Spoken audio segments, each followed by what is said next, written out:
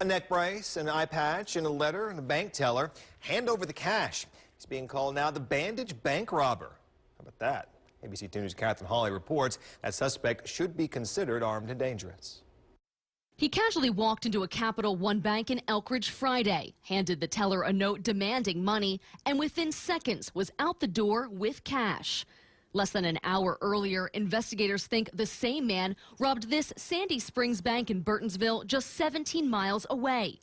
The latest robberies in a 6-month crime spree that spans 5 counties.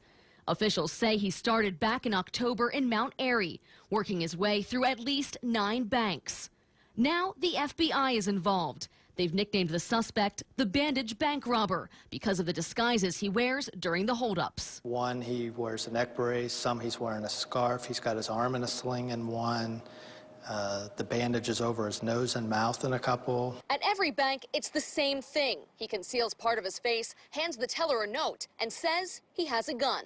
So far, no one has been hurt. We believe that he has a gun. If he says it, we believe him. But investigators are concerned the Bandage Bank Robber might escalate things as he commits more brazen heists. Maybe he's getting more gutsy, that he's got 9, he feels like he can just do this and get away with it. We're going to catch him, if either us or one of our partners, and that's why we need the public's help. The FBI believes the man is working alone. And right now, it's not clear if the bank robber is nursing real injuries under those bandages and braces. One of the bank robberies early on, he walked in with a limp.